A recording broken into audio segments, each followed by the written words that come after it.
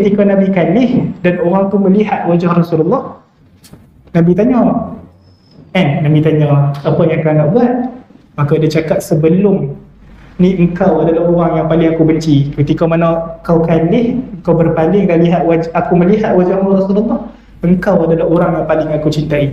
Maksudnya dengan wajah Nabi kita Muhammad SAW, orang tunduk dan orang masuk dalam agama Islam. Nak kata kecantikan wajah Nabi kita Muhammad SAW.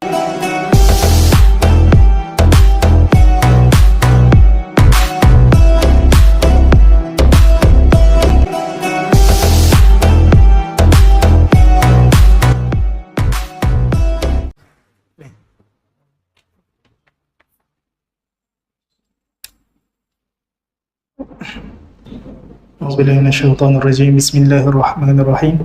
Assalamualaikum warahmatullahi taala wabarakatuh. Terima kasih saya ucapkan kepada Tuan Imam barisan di CK Masjid. InsyaAllah pada malam ni kita akan sambung pembacaan hadis daripada kitab Asy-Syama'il Asy-Syarifah yang kita bacakan sebahagiannya daripada pada bulan lepas. Kita akan masuk pada hadis yang ke-12 insyaAllah.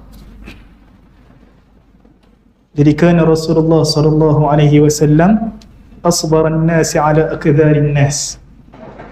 Adalah Nabi kita Muhammad sallallahu alaihi wasallam itu amat sabar menghadapi berbagai bentuk kejahatan manusia. Jadi antara sifat Nabi kita Muhammad sallallahu alaihi wasallam ni, beliau ni amat penyabar. Jadi sabar Nabi ini bukan ketika datang ancaman ataupun datang perbuatan jahat sahaja, tapi kesabaran Nabi ini dalam mendidik, hatta dalam mendidik masyarakat, mendidik para sahabat pun Nabi bersabar. Jadi bila kita kata kita nak bandingkan, kita pun ada sifat sabar, Nabi kita pun ada sifat sabar, adakah sama sabar kita dengan sabar Nabi Muhammad SAW? Jadi kita ni sabar kan? Sabar kita ni kadang-kadang disebabkan kita ni tak mampu nak membalas balik. Contoh, orang buat kat kita, orang buat naya kan, orang buat kat kita ni satu kejahatan, kemudian kita ni tak mampu nak balas, maka disebabkan kita ini tak ada kekuatan nak balas, maka kita memilih untuk bersabar. Maka sabar kita tak sama macam sabar Nabi Muhammad SAW. Nabi kita bersabar dalam keadaan baginda itu mampu untuk membalas, mampu untuk mengajar balik, mampu untuk membinasakan musuh, tapi Nabi pilih untuk bersabar. Antara contoh yang selalu kita dengar, apa dia? Ketika Nabi kita Muhammad SAW di awal permulaan agama ini, baginda pergi untuk berdakwah ke bumi Taif.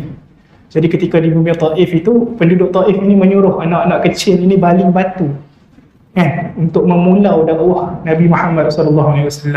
Diriwayatkan oleh dalam kitab oleh sebahagian ulama, sehingga kan selipar yang Nabi pakai itu bunyi cok disebabkan darah yang penuh mengalir.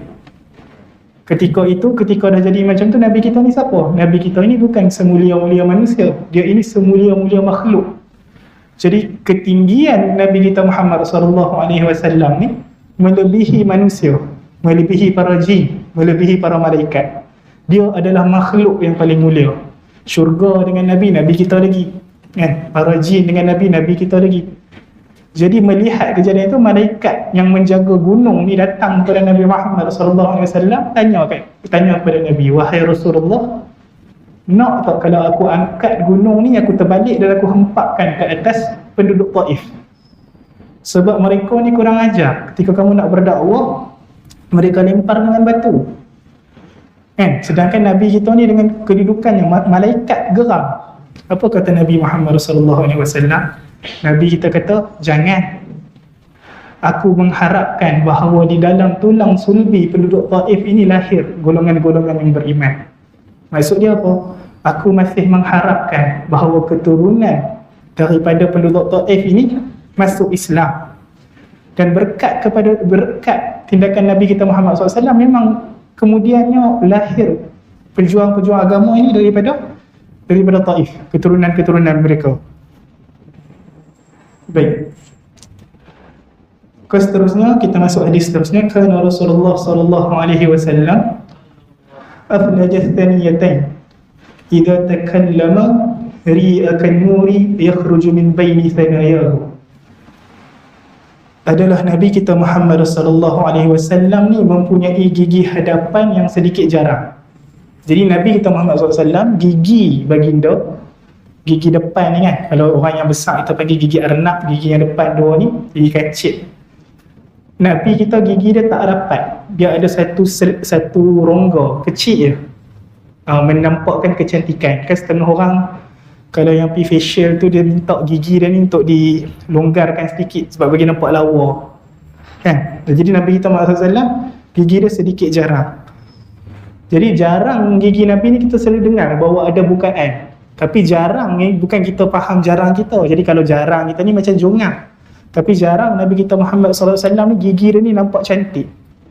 Kenapa? Sebab ulama kata tak boleh gigi Nabi ni jarang yang terlalu besar. Kerana sebutan huruf dalam Al-Quran ada tempat-tempat yang memerlukan kita tak letak lidah kita kat ni dekat gigi depan. Maka bila ada bukaan, maka berlaku kecacatan dalam sebutan huruf. Nabi kita Muhammad sallallahu alaihi wasallam kata, aku adalah orang yang paling fasih menyebut huruf dad. Maksud kata apa? Aku adalah orang yang paling fasih membaca Al-Quran.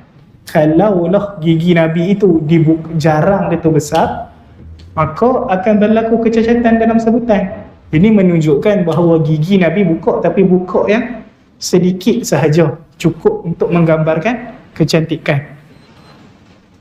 Apabila Nabi kita Muhammad sallallahu alaihi wasallam bercakap, akan kelihatan seperti ada cahaya yang memancar daripada celah gigi Nabi. Jadi ketika Nabi Muhammad SAW bercakap, para sahabat kata seakan-akan daripada celahan gigi Nabi ini keluar cahaya. Maka ada orang kata, oh ini adalah perumpamaan. Tidak, dalam hadis yang lain kita tengok ketika Nabi bercakap, semua sahabat tunduk. Sebab apa tunduk? Sebab tak mampu nak angkat muka nak tengok wajah Nabi bercahaya. Sebab tu kalau kita tengok dalam kitab-kitab Syama'il yang meriwayatkan tentang rupa paras Nabi kita Muhammad SAW, kebanyakannya adalah para sahabat yang masih kecil, yang masih muda. Sedangkan kalau kita tengok orang yang lebih berusia ni, maksudnya dia lebih kenal. Tapi kerana cahaya Nabi Muhammad SAW tu bila dilihat tak mampu nak menangguh, maka kebanyakannya tak mampu melihat wajah Nabi. Macam kita dah bahas sebelum tu, maka yang dah boleh tengok ni anak-anak kecil yang masih tidak berdosa lah. Baik. Kemudian kerana Rasulullah SAW hasan as-sabalah, adalah Nabi kita Muhammad SAW ni mempunyai misai yang cantik di hadapan dagu. Jadi as-sabalah yang disebutkan oleh para ulama berbeza pendapat. Ada yang kata misai, ada yang kata janggut di bahagian hadapan. Maksud kata apa? Nabi kita Muhammad SAW letakkan janggut dia tu cantik. Nabi bukan janggut dia tak serabut. Janggut Nabi elok, cantik bukan macam setengah orang menyimpan janggut kadang-kadang terlalu panjang. Bila tengok tu kadang-kadang kita tengok nampak tak kemas, nampak macam tak bersih. Kemudian dia katakan itu sunnah, maka tak kena lah.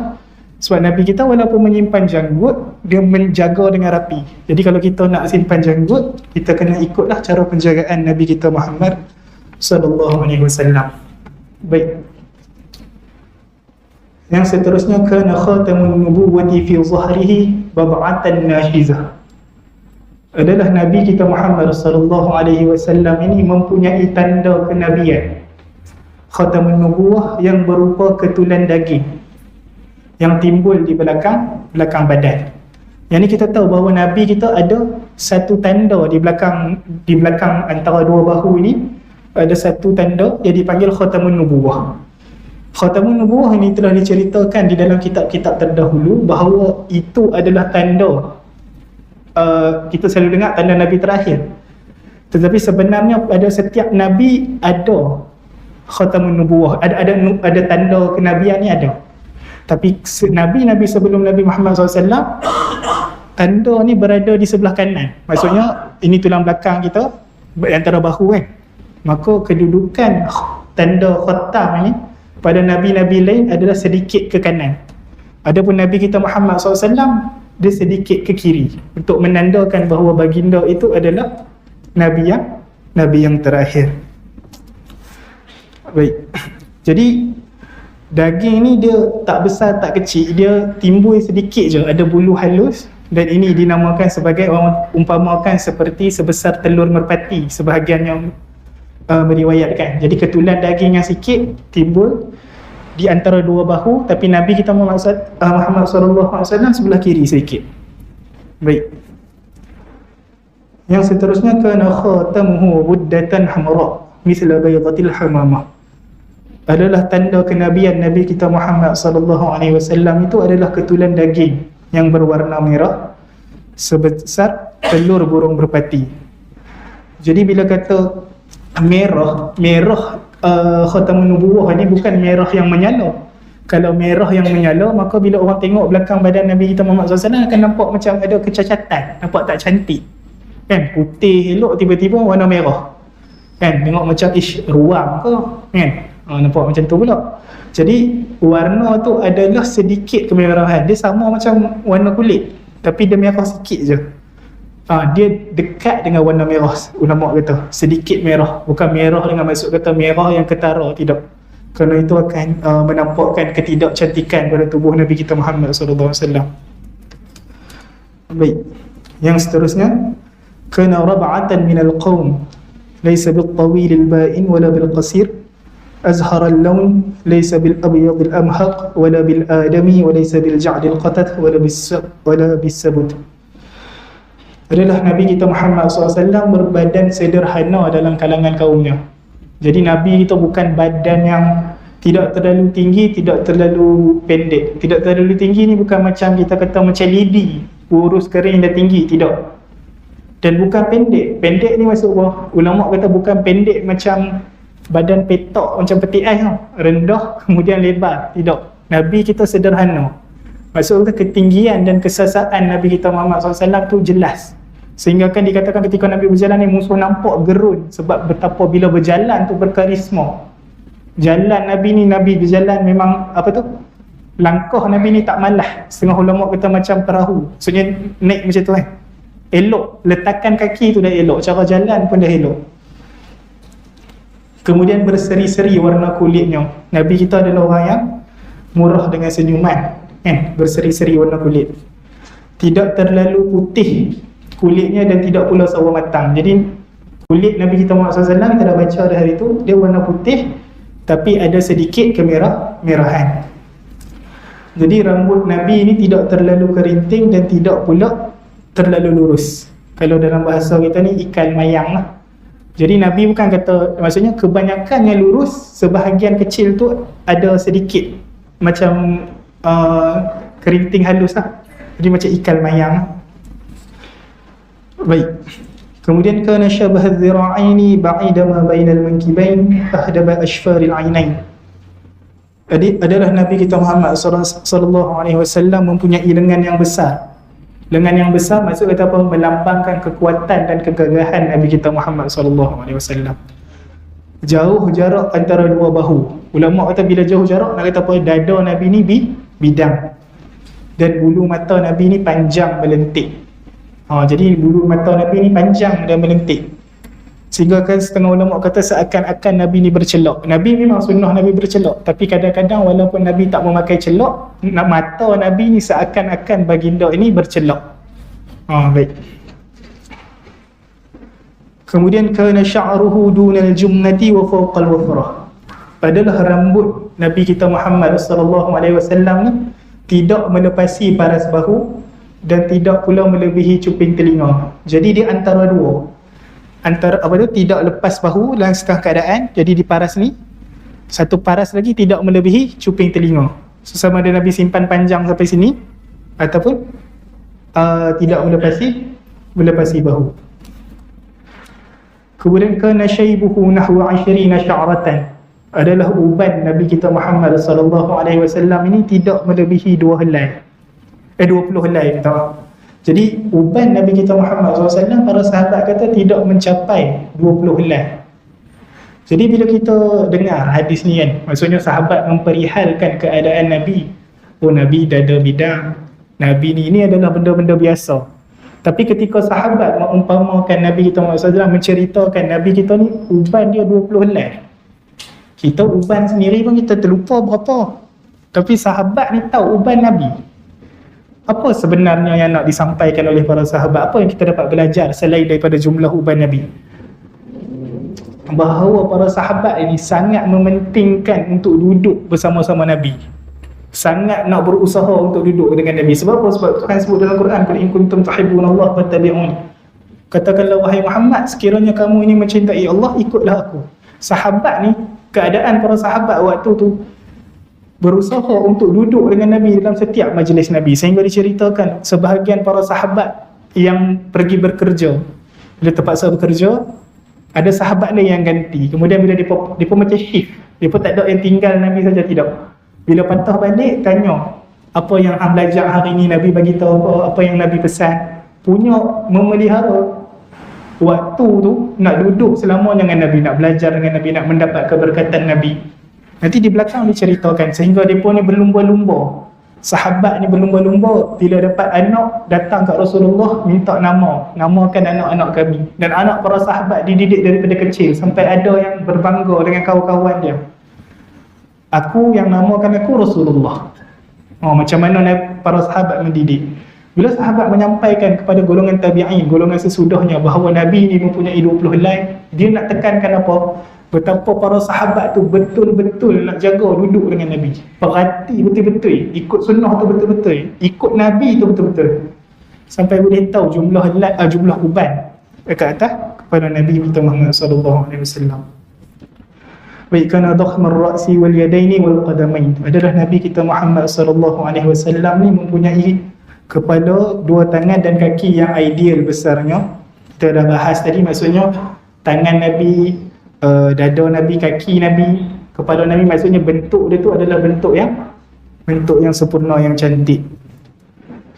Kemudian kana dhali'al fammi ashkal al-'ainaini manhus al-'aqib, adalah Nabi kita Muhammad sallallahu alaihi wasallam mempunyai mulut yang ideal, lebar. Jadi orang Arab ketika mengatakan mulut lebar ataupun mulut ni mempunyai jelas mulut yang lebar, apa yang dia nak bagi tahu? Itu adalah perumpamaan kepada seseorang itu fasih berbicara. Jadi bila bercakap tidak gagap, bercakap tersusun, bercakap dengan teratur, dengan tenang, mudah difahami. Kemudian bercakap ketika perlu. Jadi orang Arab ni terbalik. Kalau dia bagi tahu kata mulut tu kecil ataupun bukaan mulut tu kecil, maka itu menggambarkan dia ni seorang yang suka membebel, cakap banyak, mulut murai. Tapi ketika dia bagi tahu kata mulut tu besar, melambangkan kefasihan dalam berkata-kata. Kemudian kedua-dua mata Nabi kita Muhammad sallallahu alaihi wasallam terdapat garisan urat merah dan tumiknya pula langsing. Jadi mata Nabi kita Muhammad sallallahu alaihi wasallam kita bahas dah. Anak mata Nabi hitam, yang sangat hitam. Kita dah baca sebelum ni, maksudnya sampai orang kata aku masih ingat lagi bagaimana hitamnya anak mata Nabi. Nak bagi tahu cantiklah, hitam yang cantik. Tapi kalau hitam yang cantik tu, dia punya lepas tu mata putih tu putih saja, dia tak lawa. Jadi dia ada sikit kemerahan, ada urat yang merah tu untuk menaikkan lagi seri wajah Nabi kita Muhammad SAW. Sebab kan ada seorang sahabat, saya terlupa nama dia, niat nak membunuh Nabi kita Muhammad SAW. Jadi ikut rapat ni Nabi ni untuk membunuh Nabi kita Muhammad. Kemudian Nabi tarah, Nabi waktu tu dalam keadaan tawaf. Saya lupa nama sahabat tu, insyaAllah kalau kelas ke depan nanti saya beritahu dia.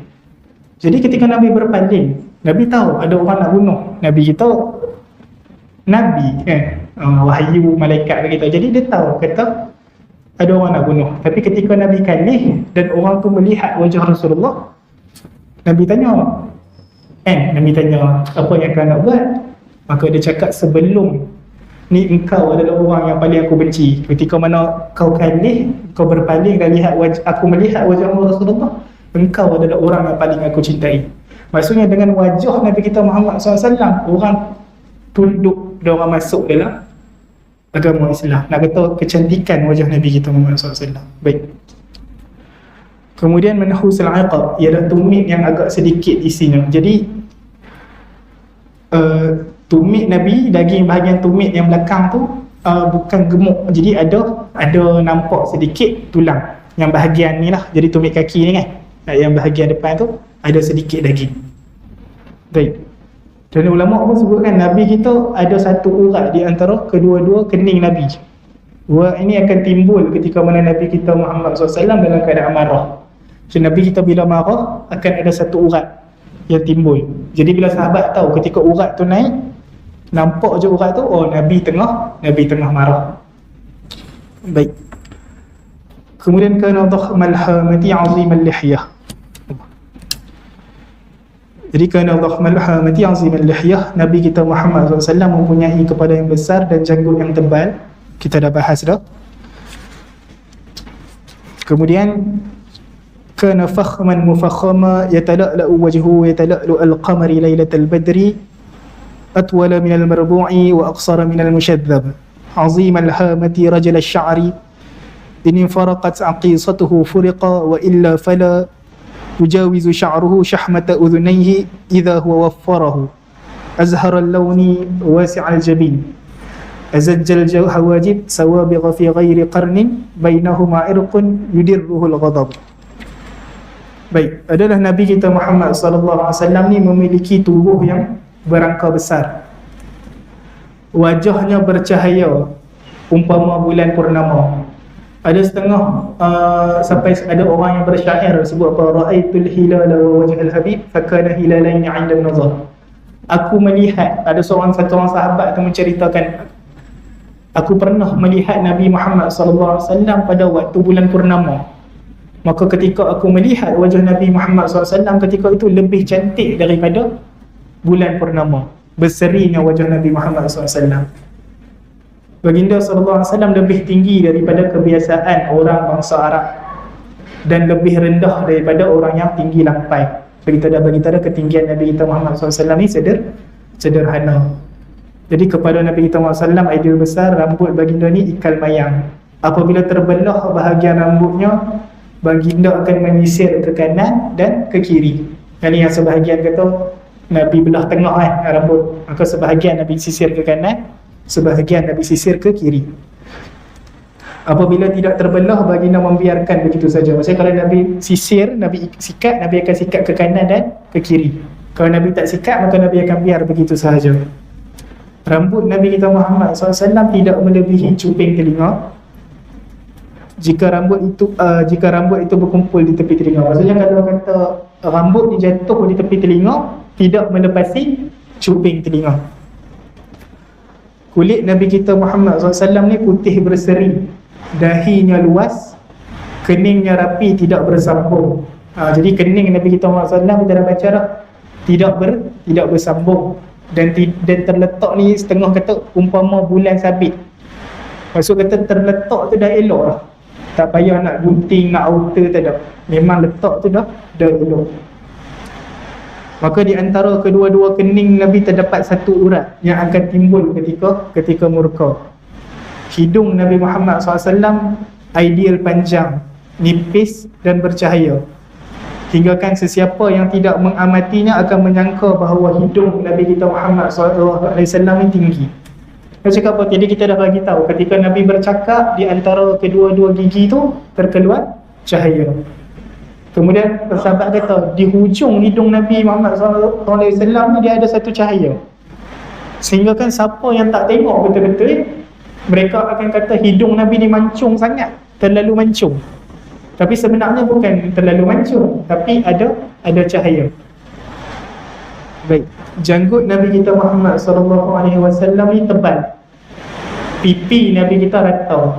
Maksud kata apa? Tidak ada jerawat, tidak ada lubang, tidak ada apa.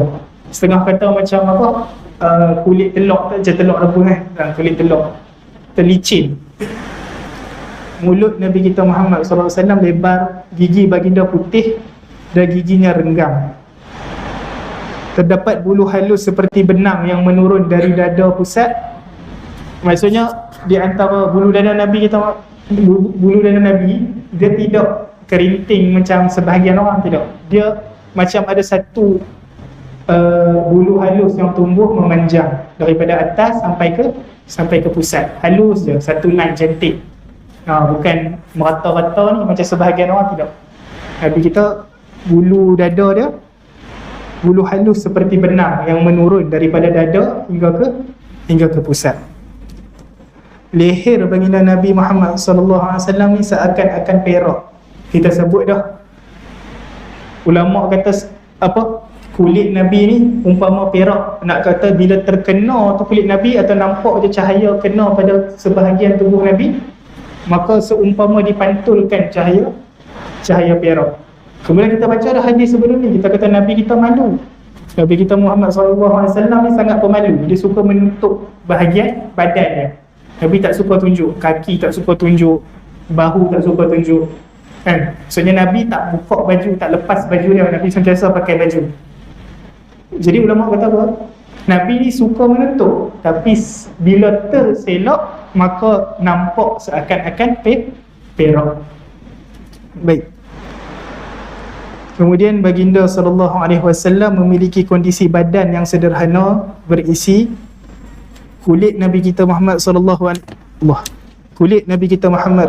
alaihi wasallam ini tegang, tidak berkedut. Perut dan dada Nabi kita Muhammad sallallahu alaihi wasallam sejajar, rata je. Nabi kita tidak buncit, Nabi kita perut dia rata.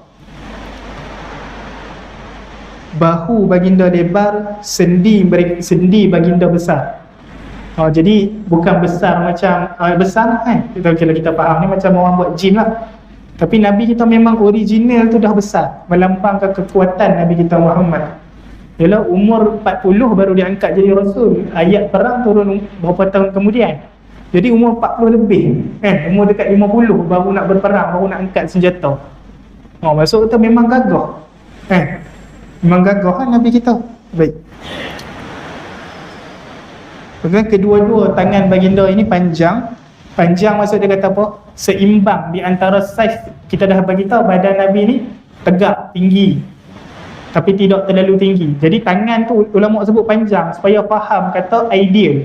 Bukan jadi badan tinggi, tangan capek ataupun tangan dia pendek, tidak. Kemudian tidak ada di tangan dan kaki baginda ni sebarang ketulan. Jadi tak ada ni, jangan duk faham badan Nabi ada ketuat ke, badan Nabi ada jerawat ke, tak ada.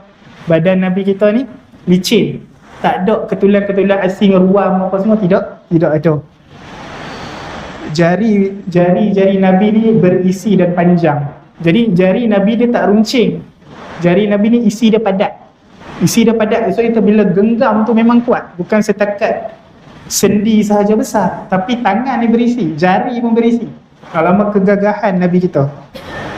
Kemudian tapak kaki Nabi ni ada sedikit lekukan. Jadi bila Nabi berjalan, Nabi kaki dia tak flat kan? Jadi bila pijak, contohlah kalau kita berjalan dalam keadaan kaki ayam ni, kita pijak air, kesan tapak kaki tu tidak Nabi tak nampak semua lah, nampak yang lekuk tu kan, yang cantik. Kita bagi laluan sekarang.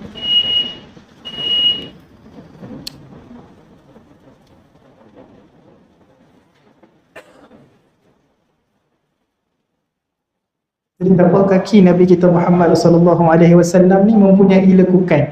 Ada kesan lekuk. Seakan-akan kalau Nabi berjalan di tempat yang basah akan nampak bentuk kaki tu, bukan nampak semua, nampak sebahagian. Kemudian kedua-dua kaki baginda ni lembut, hinggakan air yang dicurah ke atasnya ini mengalir dengan laju. Maksud kata apa? Licin kulit Nabi kita Muhammad. Bila tuang dengan air, maka air tu mengalir laju, tak berlekuk, tidak bertakung. Apabila baginda berjalan, kakinya diangkat dengan tangkas. Jadi Nabi bukan berjalan seret macam orang malas berjalan. Nabi kita bila berjalan dengan tangkas. Sebab Nabi kita seorang pemimpin. Daripada cara berjalan kita dah tahu dah karisma. Sebab Nabi bukan tanggung amanah satu negara, tapi tanggung satu dunia di bawah pundak Nabi. Baik. Nabi ketika berjalan, badan dia seakan-akan condong ke hadapan. Mau faham macam mana condong ke hadapan? Macam bila kita naik perahu itu dia melawan ombak. So dia jadi macam tu. Maksud kita bila nampak berjalan tu memang berjalan dengan sungguh-sungguh. Bila orang tengok tu tak nampak kegerunan. Siapa yang tak kenal Nabi, tengok Nabi rasa gerun. Tapi siapa yang kenal rasa sayang. Baik. Walaupun macam tu kelihatan tenang. Walaupun Nabi jalan dengan tangkas, Nabi jalan dengan laju, kita tak nampak kalut, kita nampak teratur, nampak tenang.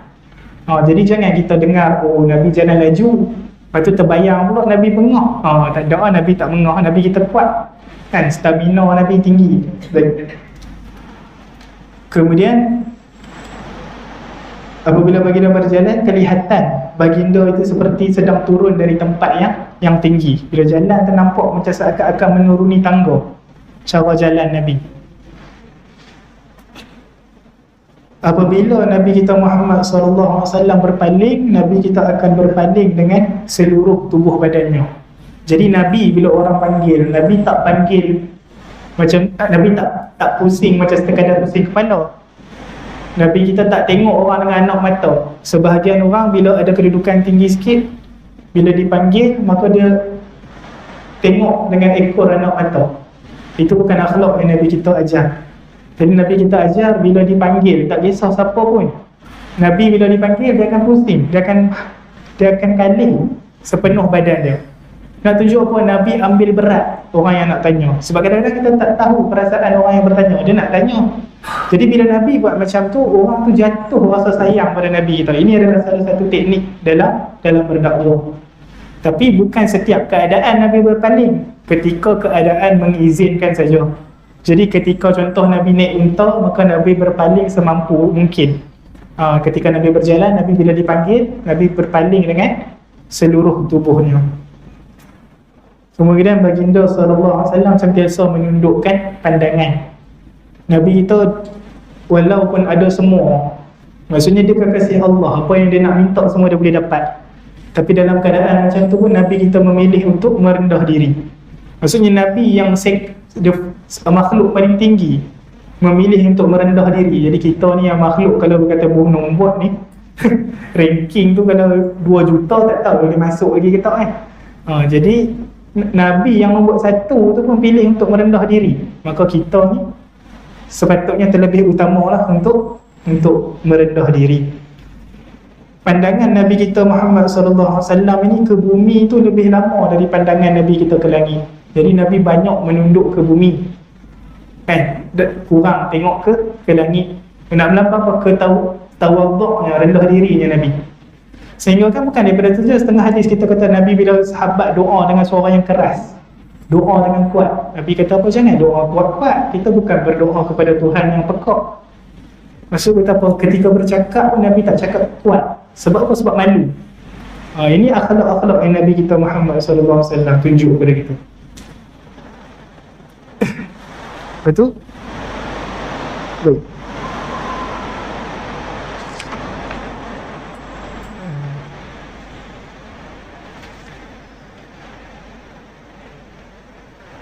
Kemudian kebanyakan apabila para sahabat berjalan, baginda akan memantau daripada belakang. Maksudnya bila bergerak daripada hadapan, bila berjalan ramai-ramai, sahabat akan jalan di depan, Nabi akan jalan di belakang. Para ulama mentafsirkan bahawa itu adalah cara Nabi ni ambil berat. Nabi nak perhati setiap satu daripada sahabat dia. Kalau ada salah, maka Nabi boleh tegur. Tapi kalau kita fikir balik, maka hadis ni setengah ulama kata tak kena.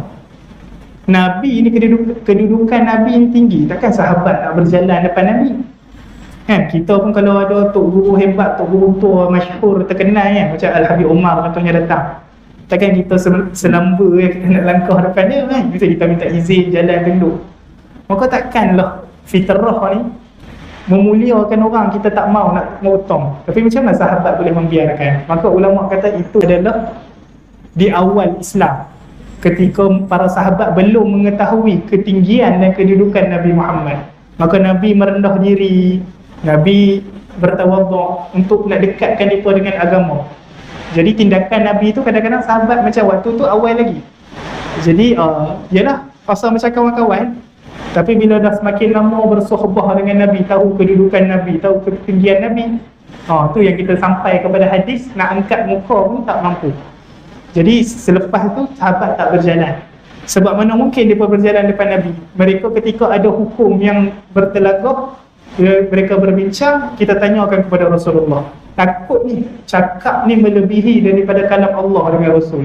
Kita baca dalam hadis lain, bila sahabat berbincang, Nabi tanya, Allah dan Rasulnya lebih mengetahui, Allah dan Rasulnya lebih mengetahui adab mereka.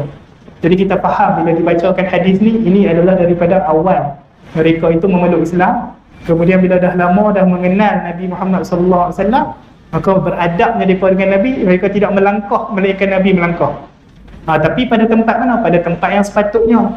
Ketika perang tak boleh lah macam tu kan. Nabi perang dulu, kami duduk di belakang, tak boleh. Jadi keadaan-keadaan macam tu. Jadi bila kita belajar macam ni, jadi kita tahu untuk bila kita dengar hadis, kita mampu berfikir. Oh, ini keadaan macam mana, bukan sekadar kita dengar saja, melatih. Macam mana kita bayangkan kehidupan sahabat masa tu.